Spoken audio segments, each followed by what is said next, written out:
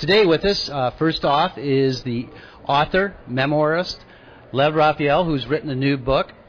Lev, would you hold that up for us? I certainly would. And it's My Germany. Lev, you're getting quite a reaction to this book. Tell us why you think that is. Well, I think it's hitting a chord with people who are tuned into the Holocaust, tuned into questions about memoirs, and it's also a book about forgiveness, and I think that's a theme that is perpetually interesting to people. It also is a baby boomer book, and that's a huge population in the country, and a lot of us who are baby boomers are wondering about who our parents were. Just a quick recap. Basically, this is the story of Lev and his family. His parents were Holocaust survivors, and Lev is a second-generation Holocaust survivor. And Lev, tell us how you got interested, not in the Holocaust, but about writing this book, because that's part of a very interesting story you tell in this. Right. Actually, I'm the second generation is children of Holocaust survivors. I should clarify that. But, well, I grew up with this sense of Germany as this kind of radioactive, taboo place because my parents had survived the Holocaust, and because the Germans tried to kill him and failed. But did succeed at murdering almost everyone else in my family. So everything German, the language, the food, the culture, the cars, the country, the people was kind of off limits and hateful to me. And over time, you can live your life with that kind of hatred, and it doesn't affect you. I had to kind of confront that very directly when a German publisher bought 3 of my books to translate into German, and decided to send me on a book tour. So here I was going to the land that was, basically the equivalent of the Death Star, and Darth Vader was everywhere in this country, in my imagination anyway. One of the things too in the book, and I've read it. By the way, this is one of the best books I've read this year, and I'm not making that up because I'd just ignore it if it wasn't. But one of the things I found interesting is not only your personal journey, but the journey that you found your family took and how you discovered it. And tell us about the time when you were in the Holocaust, the Holocaust archives. Tell us what went on. I want that in your voice. Well, my mother was in various concentration camps. And so one of the things I was doing in Germany was going to the Red Cross International Tracing Center, which is the leading source of all contemporary documents from the Holocaust. The Allies dumped everything there that they captured that hadn't been destroyed. And I was able to hold in my hand the card that the ID card that my mother signed when she was quote-unquote processed into Buchenwald before she was sent on to a labor camp. And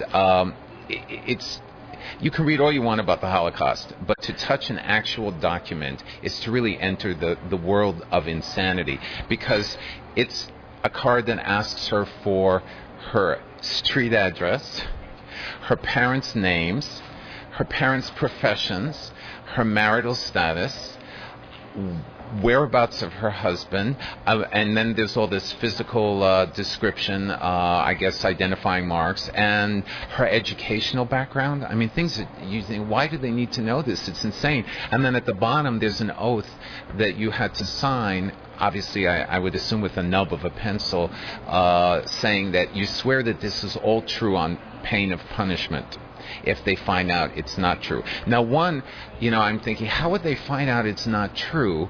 And two, what more punishment are they going to put you through? You're already in a concentration camp. You've been starved and beaten and live with the threat of being murdered every day because you could be shot for no matter what. So that was a typical example of the kind of thing that happened while I was researching the book, was finding interesting, rare documents, finding things that were a pathway to the past.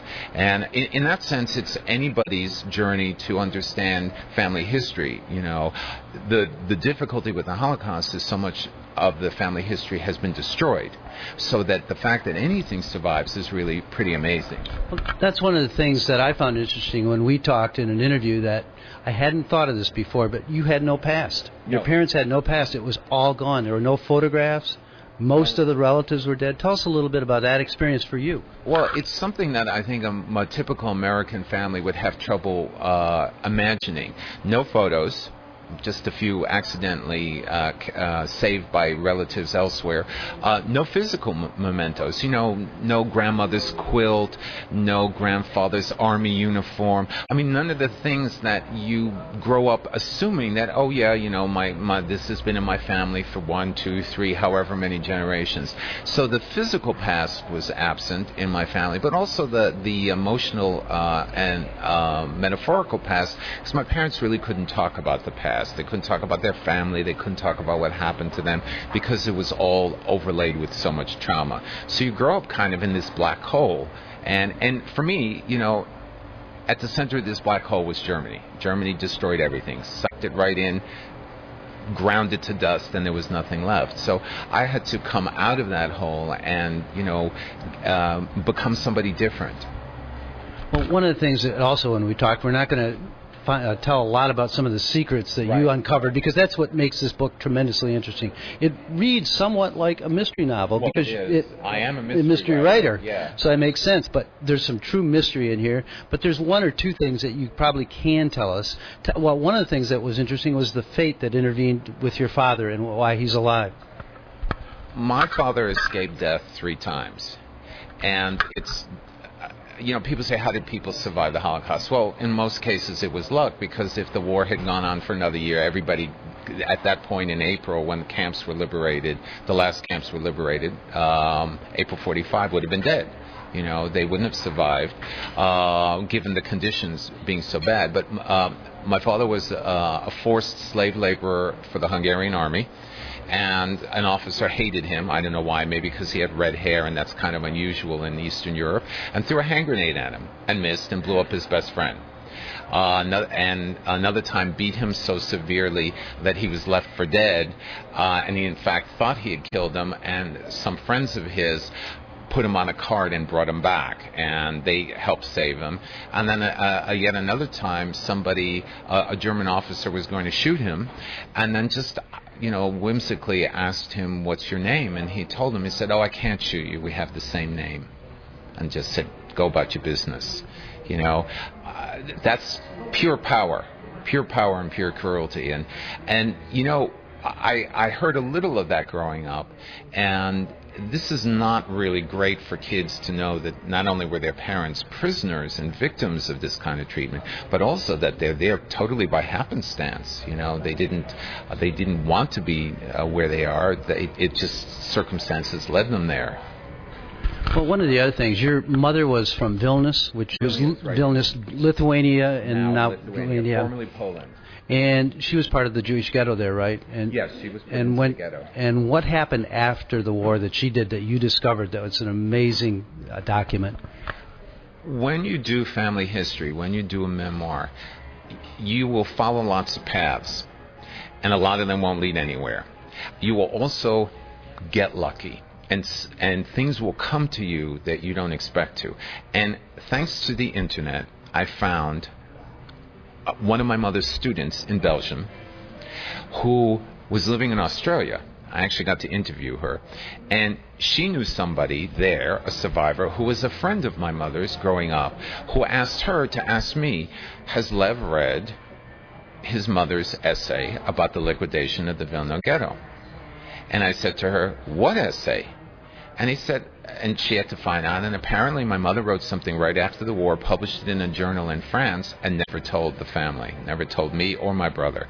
And I got a copy of it from a French Jewish library in Paris and translated it, and it's pretty astonishing stuff. I won't say what's in it, but I mean, her description of what she went through is kind of blood-curdling at times. This is we're talking with Lev Raphael, who is the author of a new book on the Holocaust, My Germany. A Jewish writer returns to the world his parents escaped. It's high drama, and that's, I think, one of the things I liked about it. It's a journey that you took personally, but it's a journey your parents took to both escape the Holocaust, but also then to come to this country. For a while, they were in a camp in Belgium after the war. Tell us. And they were in a camp in Germany for a few months, and then they came to Belgium. and lived there for a while, and were very happy. How did they get to America? Well, Why? they wanted to get as far away from Germany as possible, and they wanted to be someplace where they thought they could bring up their kids in freedom, and they did.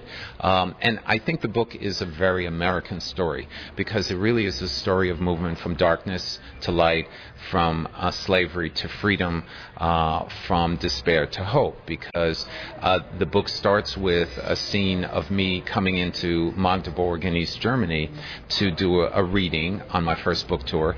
And, you know, my mother, 6 years before that, was on a train into that same city, a cattle cars, you know, crammed in with no water or food or toilet, obviously. And here I was, all these years later, a successful writer, you know, an American returning to the scene of the crime, in a way. It's a very powerful story. One of the things that, and I hate to use word like enjoyed, because You can use any word you like. You can enjoy the book, but it's chilling too, and I think that has to be part of it. You couldn't certainly not document that. One of the things I found, I thought your research was impeccable, and which is important now, especially books about this kind of genre. Right. And tell us a little bit about something that you encountered just recently with the fraudulent Holocaust memoir. Well, that memoir by that guy who said, as soon as I heard about it, I knew it had to be fake, where he said that, I forgot his name now, I blocked it, I'm sorry, that he said he used to meet a girl by the concentration camp fence and she threw food over the fence at him. Well, you know, first of all, I knew that, I've studied the Holocaust, I've taught Holocaust courses, and I know it's not possible. Nobody could approach a fence unbeknownst to the guards. They would have shot him, warned him, but probably just shot him. And he went there month after month and talked to her, and she threw him food. You know, these fences were pretty high, and they were double fences, and they were electrified. So, I mean, the whole thing was just, somebody should have known better. But so I wasn't thinking of that specifically, but as you know, I am a former academic, and it was important to me to verify everything I could possibly verify in this book. So, for instance, when my father said that he thought the Hungarians were almost worse than the Nazis in how they treated the slave laborers, he told me his stories, and then I independently researched Hungarian history, and a historian saying that telling stories that were even worse than the ones he told me. So I know this is a fact. One of the things that's happening with this book, it's going to be published in German next year. Next year. So you're probably going to be doing a tour in there. Well, I don't know how the German economy is right now. It's not. It's that's up in the air. Everybody's economy is up in the air. I'm sure I'll be back there at some point. Yeah, to talk about this book. How do you feel that the Germans will feel about this book? I think they'll love it because they're surprised that and pleased that somebody would want to come there and want to speak their language, which I did when I was there as much as I could. And Germans are really doing, many of them are doing a fine job at unpacking the past. You know, they have more Holocaust memorials than any country in the world, and they are really doing a lot to educate their children and to keep talk of the Holocaust open. So for them, you do hear people complaining well enough, but I don't think they believe that as a rule that they should stop. Well, tonight you're going to be right adjacent to us, aren't you? Doing a book signing at Everybody Reads, yes, right next door. And it's on Michigan Avenue. Right next to Gone Wired. They're connected. And what time will you be here, and what are you going to do a reading also? Oh, yeah. I'll be here at 7 o'clock, and I'll be talking about the book, the Genesis, and I'll be doing a reading. And, of course, I'll be taking questions afterwards about anything related to the book. Is there one question that people have about the book that shows some commonality? Well, people always ask, where do you get your ideas? And, for me, the answer is, it's not where do I get them, it's how do I find the time to use them, because there are too many ideas. I actually have a novel I wrote years ago that I've never had time to type up because it was always something more important. So that's actually that, and people ask how autobiographical is your work. That probably won't come up since this is a memoir. One of the things, this is the last question, I know you're working on something right now, and I know you can't tell us a lot about it, but just briefly give us a little synopsis of a book you're working on. Well, it's a fantasy about a right-wing conservative president and vice president who take over the United States. Oh, wait, no. It's a memoir. It's a historical novel with Jewish content set in New York City in 1905. So it's looking at the first Gilded Age, which is even wilder than today's Gilded Age, bailouts included. Well, thank you for joining us, Lev. I really appreciate it. Thanks for having me. Again, he'll be Lev Raphael, the author of My Germany. He'll be at Everybody Reads tonight, 7 p.m. for an author signing and reading, and he'll take questions. Great to have you. Great. Looking forward to your next book. Good to see you. There we go. Okay. Hi, this is Bill Castanier with Lansing Online News. Joining us now is Rena Risper, who is doing something that I don't wish on anyone, but we definitely need elected officials who are responsible. But it's a terrible thing to run for office, and it's more difficult every day to be in office. But Rena, you're running for Lansing City Council at large. Tell us why you want to do this. I truly believe that I can make a difference. I truly believe that I can bring some sense of transparency to people who don't feel as though they're getting all the answers that they need in order to be successful citizens here in Lansing. It's really not that complicated to give people straightforward answers and give them the whole answer so that they can move on with their own lives. And I believe that I would be remiss if I didn't do that. It's not even an issue of if you only give them half the answer. You must give the citizens the whole answer so that they will be able to complete a process. Am I making sense? You're making absolute sense. And I think part of the reason you're making absolute sense is one of the things that you do is you are the owner, editor, publisher of New Citizen Press. Tell us a little bit about that, when it started, and what's the focus of it? The New Citizens Press is a newspaper based on the sociological norms in Lansing. And to me, that means that we look at the way our community interacts with one another. We're not trying to figure out what it is you think the community is doing. We're looking at how people are actually interacting with one another. We give normal, everyday people the opportunity to tell their stories, which is the reason why we're still functioning. Granted, we're small, but if there are individuals who can get their stories out and they feel as though we're accomplishing something, that's all the better. You know, you have a lot of newspapers that primarily deal with Associated Press stories, but smaller newspapers like mine and the City Pulse, I truly believe are going to become the new face of print media, because people want to go back to hearing about what they did when they were growing up. We don't have those types of resources as much as we used to. So that's one of the reasons why I started the newspaper. And basically we're a multicultural newspaper, and multicultural to me is everything, whether you were a Midwestern Jewish person as opposed to a Hasidic Jew from New York. That's two totally different environments, and I truly believe that it's up to all of us to bring that out and share it with community. Rena, running for council, I know you've already thought of these things because it's the first thing a potential candidate does for council. Is tell us what you think the problems facing the city are, but also tell us what you think the strengths of the city are. I'm going to tell you what the strengths are first. I think that Lansing really has the opportunity to become this mecca for people who are creative. I believe that we sit in a very perfect place right in God's hands. You know, we're shaped like a mitten and we're right in the middle. So we have an opportunity to be the hub of our travel industry. I think that we should promote our wineries to outside states, make them come here and make them go on tours. We can be Michigan's well, we could be a Tuscany if we wanted to. It's all about what your mindset is. We also have a very, very dynamic educational system here with LCC, and we have Michigan State University's law school. We have Michigan State University, we have Davenport, we have the University Center, and we have Thomas M. Cooley Law School. And here you have all these people from all these different places converging upon our city.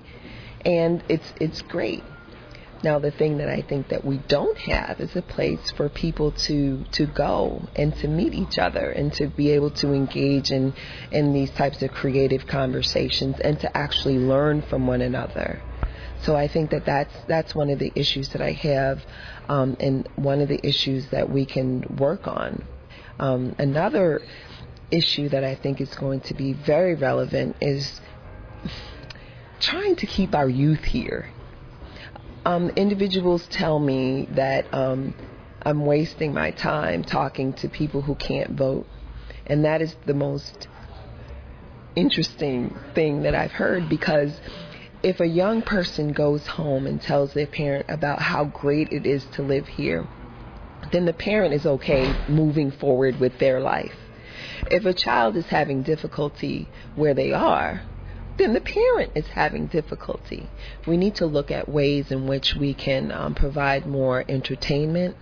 We can provide more jobs for young people. And I'm not saying that we have to actually pay them. What I'm saying is we could start a voucher program where they volunteer and they get vouchers for different things that they can do within the community. Maybe a business may want to donate something that they can put their voucher in for shoveling an elderly person's snow. So there's a lot of different things that we can think about that are cost effective before we start looking at taking money out of the city coffers, because that's not going to work. We have to be creative. We have to bring some new, fresh, innovative ideas to the city. And I'm not saying that I'm going to be able to change everything, but in my line of work, I do a lot already. Baker Denora, which is one of the most challenged neighborhoods in the city of Lansing, was looking for money to help them put flowers in their butterfly garden. We contacted a business, and they're going to help them do that without a problem. You have to really know where your resources are. Two, I think that when you're on city council, you should be supporting small businesses, as well as, the events that they currently talk about. Why not say, we have a great business here and this is what they're doing this week. I mean, there's all different kinds of ways that you can change the mindset of individuals without making it an abrasive situation. Just start talking about it. One of the things it sounds like you're trying to do is bring some creativity to the council. And that's, I think a lot of that may be for things like you have a passion for poetry, I know. Tell us a little bit about that, because a lot of people will recognize the name when you associate Rena Resper with poetry.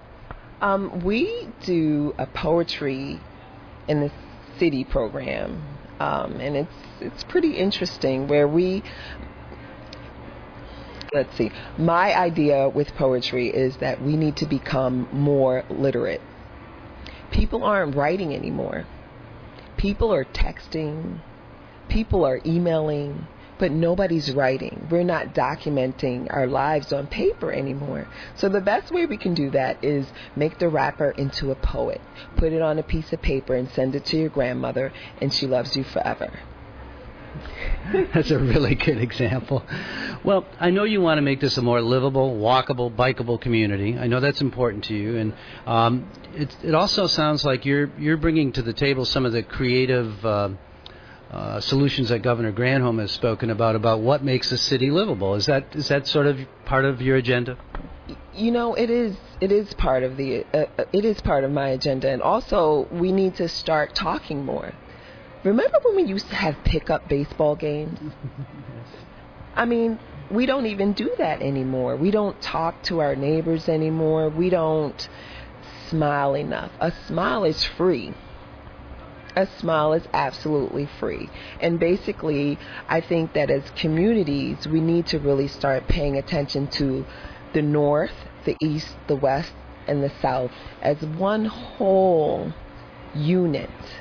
I get very, very concerned while driving down Cedar going south. And every time I deliver newspapers, it seems as though one more store is going out of business. One more store that didn't even last a year is going out of business. So it's disturbing to me. So we have to try to create ways in which we can maintain our infrastructure. And maybe that's just through word of mouth. Maybe we'll have a eat out day. That's one solution. Well, one of the things you touched on is Lansing is going to face some serious budget difficulties. Part of that is due to the declining value of homes, and then what's collected is property tax. What do you think Lansing is going to look like from city government, say 3 years from now? Well, it's going to look very interesting 3 years from now. And that's why we should have been looking at this whole. It was there for us to see. You have to imagine if you're getting something for nothing, or if you have a home that cost $95,000 and you took out $75,000 and it was going to balloon in 5 years. I mean, maybe that should have been something that you should have looked at a little bit closer, or maybe there should have been some safeguards in place so that person couldn't do that. But we didn't have any safeguards there 4 years ago. Now we need to make the changes so that the safeguards are there. We need to do homeowner education, and I believe that Barack is giving stimulus to those individuals who want to buy homes. However, credit issues are going to be out of control because people were struggling for a little bit. People are losing their jobs, people are losing their homes, and it's going to be very, very interesting. But we must remain upbeat about providing other ways in which individuals can look at how they're going to keep their homes, how they're going to downsize. People need to be forward thinking about that if they know that that's something that's coming. So I look at it from the perspective that it may not have occurred yet, but we need to start educating now. And so that. One of the things that's been talked about for the last maybe 20 years in the Lansing area is regionalism and how this can be the future of the city. During a downturn in the economy, regionalism often goes away because people start thinking about survival, closing the doors on what we have. And I know Lansing Township recently proposed a conference center that obviously would be in direct competition with ours. What would your approach to regionalism be? Personally, I think that we need to look at all opportunities and put everything on the table and see how it would directly impact us. It's very, very interesting that you asked me about regionalism, because when I ask people why they don't live in Lansing, they say because when they went to go buy, there wasn't anything available for them. And most of the people that I'm talking to are young, vibrant couples. They're talking about the shopping. There's no shopping. You can't buy groceries without going to the outside anyway, so it's really interesting to see that they would like to build something, but we do already have the Lansing Center that is available for them to use as well, and I believe that they might want to take a look at how that's going to directly impact the Lansing area as we take a look at how all of their stores directly impact us. They provide us with something, we provide them with something, and in my opinion, they should probably look at supporting the Lansing Center a little bit more and bringing more of their events to the Lansing Center, which I don't believe is all the way full yet for the year. So. Well, one of the things that a candidate is often asked, it's the most probably insipid question, but you have to ask it, how is the campaign going? My campaign is actually going pretty good. I had my kickoff last Saturday, and we had about 170 people there packed in to serve pizza. I think that because I own a newspaper and that I'm already involved in the community, that helps. There was a gentleman there who I met on the street who needed a mouse pad, and I called somebody and got one for him in 5 minutes because I was downtown, and he was so grateful for that. And those are the little things that we really need to do that I didn't really realize would be impacting my life right now. So I'm doing pretty good. Another question that I think is always on the forefront of running for a campaign is how much money do you think you'll have to raise? Campaigns aren't cheap. No, campaigns are not cheap. I probably will have to raise between $10,000 and $15,000, if not more, because I'm running at large. Okay. Now, this is not an open seat, so you're going to be running against, in the same pool, and maybe a larger pool, but Brian Jeffries and who else is at large? Kathy Dunbar? Kathy Dunbar. So you're going to be running against two incumbents. That's a big step up, isn't it? It is a big step up, but I believe that I can win. I believe that we need to have an injection of newness, an injection of freshness, a little bit of positivity, and just something a little different. I mean, I bring something different to the table, and they have their strengths, and I believe that I can assist with people who feel disenfranchised, you know? One of the things that Barack Obama did during his campaign is he brought a lot of new media style campaigning to it. Are you planning on doing something in that? Because, I mean, you do have a newspaper, but that considers old media, but are you going to be doing some of the new media stuff? I will be doing new media, but that's I'll have to get back with you on that one. I have a name for it and everything. It's going to be really, really interesting. Being from New York as well has really assisted me in the technological area and how to go about reaching people.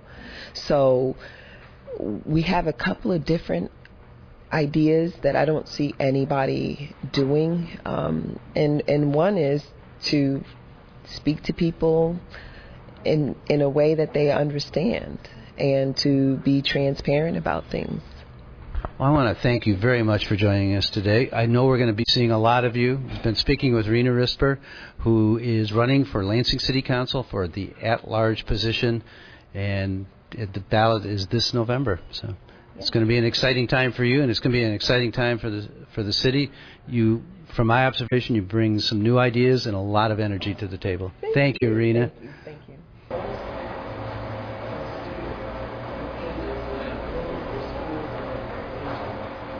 And which song are you going to do first then?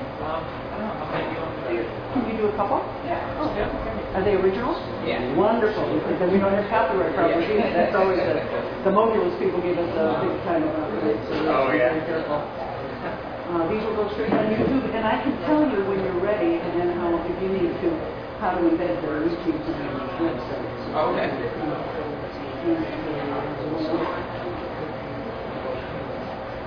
So,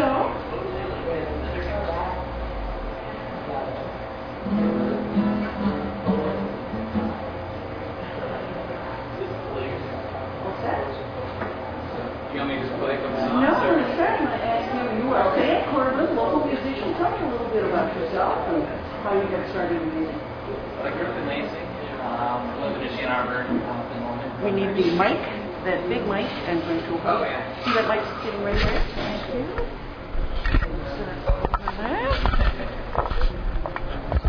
You won't even be seen on camera. What's that? It won't be seen on Oh, it's just okay. See, that's great. That's great. So, you are a Lansing boy. Yeah, yep. Grew up in Lansing, right over by Potter Park. And a couple years ago moved to Ann Arbor, but getting ready to move back here, so looking forward to living in Lansing again. Been working on music for quite a while. I've got one album out right now, and another one on the way. So May 1st, I should have a second album entitled Michigan's Waltz. Michigan's Waltz. Michigan's Waltz, yeah. Interesting. Phil and Rena? Phil, can I ask you to do me a favor and go a little further away? Yeah. So have you been taking guitar lessons from anybody around town? How did you get started as a kid? What happened? I started when I was 16. I started taking lessons from a place close by, and then from there just kept playing and playing with a lot of friends and doing that kind of thing. And then after high school, I started performing at like coffee houses and started playing at bars and different places. And then lately been doing a lot of cool listening rooms and traveling all over the state and a little bit out of state. So I've been doing a lot of stuff with Jen Siggett. So yeah. Tell us a little bit about the song you're going to play for us first. I'm going to play a song called Kalamazoo. This is I wrote this one about a year ago or so, and it's just a song about the times, I guess, about the war and struggling small towns, and so yeah. So you want me to play? All right.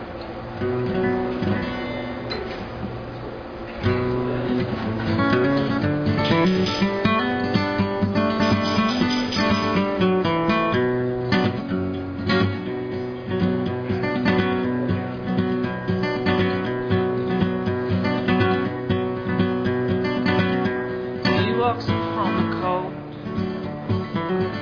with his dog right by his side, and he knows he's growing old, and it shows in his eyes. And he sits alone at a table for two, drinks his morning coffee and he reads the news. The flags are flying low in Kalamazoo. No big kids from the war is coming home.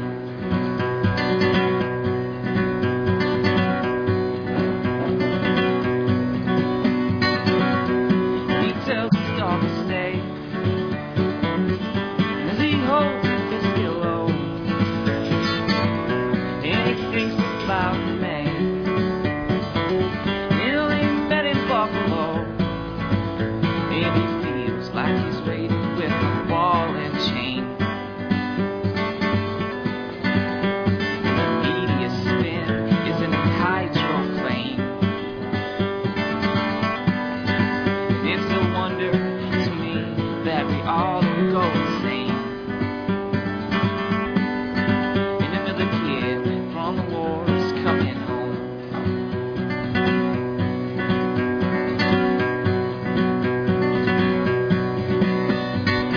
The years are flying past so fast, and all I can see is one big rivalry.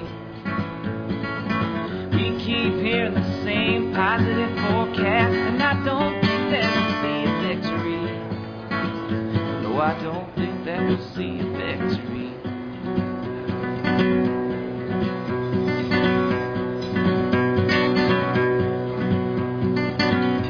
And the fire burns slow as it starts to snow outside, and it gives a nice warm glow. In his house filled with pride, and he sits alone at a table for two, drinks his morning coffee and he reads the news. The flags are flying low in Kalamazoo. The big kids from the war is coming home.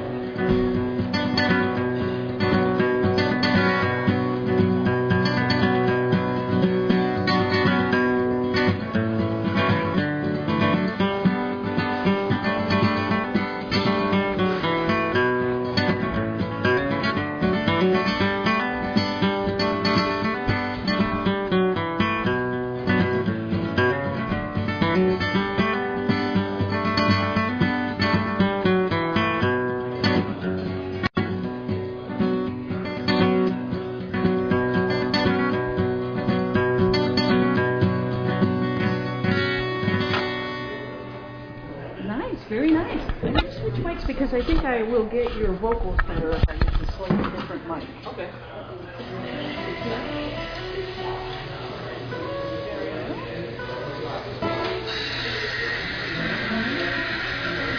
I'll do the title track. You'll do The title track, Michigan's Waltz. Oh, Michigan's Waltz. Oh, good. That'd be great. But wait till they stop there. Yeah. There's one of the joys of, it's like live TV in the 50s, where Oh, yeah. it's the equivalent. I think we're safe. All right.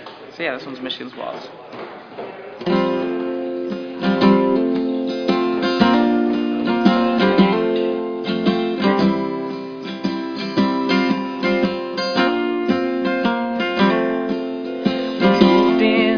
Together the day after Christmas in this place out in the country was so perfect for us. Falling snow lay sparkling on the doorsteps, and the ice on the trees was shining like chrome. And welcome to our home.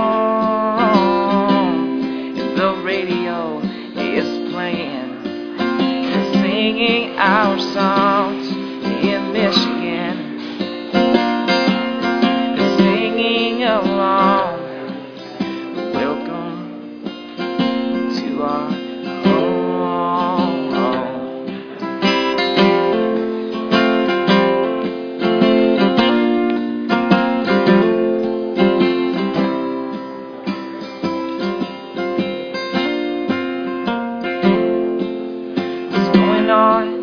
April, it was a storm blowing through. It's the first of the season. It's got something to prove. And the times are getting harder. It seems like everything is closing or being left behind, like an old pair of shoes. And welcome to our home.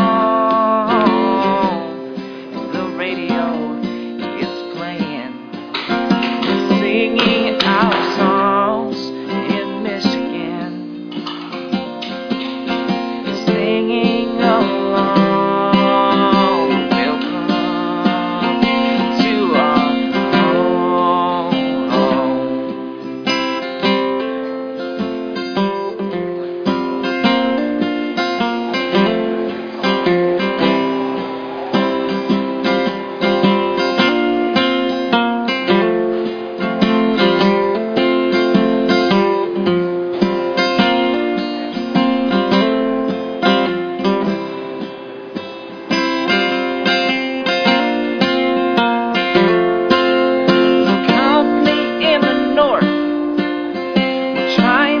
the papers to dig up the land, destroy all the rivers. But we won't be pushed, no, we won't be stepped on by rich corporate crooks. Greed in the bones. Welcome to our home. The radio is playing, it's singing our songs in Michigan, it's singing along. Welcome to our home. They're welcome to our home. The radio is playing, and it's singing our songs in Michigan, singing along. Welcome to our home.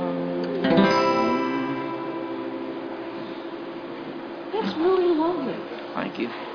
It seems that there are a number of young people that I've heard lately who are writing about Michigan with a bit of affection and Yeah. also a tinge of sadness. Is there Yeah. a little bit of both in that song? I think a little bit, yeah. I started off writing actually about moving into a house in Ann Arbor, and then for some everything just started, and started happening and all that stuff, and so it's just a lot to talk about, and I don't know, it just sort of turned into just sort of this song about the changing economy and the war and all that stuff. So yeah, but it's definitely about a love for Michigan, and yeah. It's nice to hear. Nice to hear. Really nice to hear. Yeah. Is there one more song you might want to sing that you could close out a set, sort of a little mini set? Sure. I can actually it'd sort of be appropriate. I can sing a song about Lansing. Oh, cool! Oh, that'd be great. Oh, wonderful. I'm trying to think of what piece of cake about now. I feel like there's songs about all kinds of different places and different cities. Obviously New York has about 1 million songs, but I don't think we at least get 3 or 4, don't we? Yeah. So I wrote a song about Lansing here, and great. And this one goes out to Robert Busby. So. Yeah. Oh, thank you. Yeah.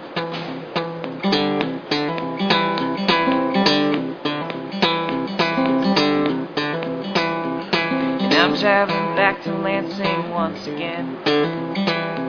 And I'm traveling back to Lansing once again.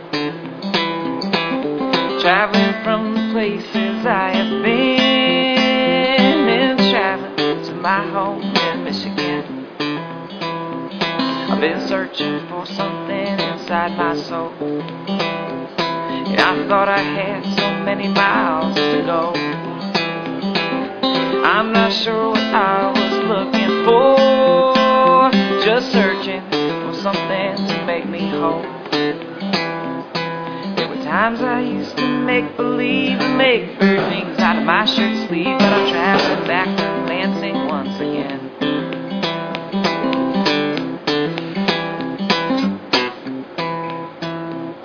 We'll always remember Robert Busby, and my heart goes out to his family. And if there's a heaven up above these cloudy skies, he'll make it a better place for you and me. And our lives fly by so fast it's hard to know where in life we'll all supposed to go. Maybe I'll go down to Mexico, or just travel about this land to and fro. But I see the sign, it's pointing towards the very place where I was born, and I'm traveling back to Lansing once again. And I'm traveling back to Lansing once again. And I'm traveling back to Lansing once again. And I'm traveling back to Lansing once again. Great, wonderful song. Thank you. Thank you so much. You're welcome.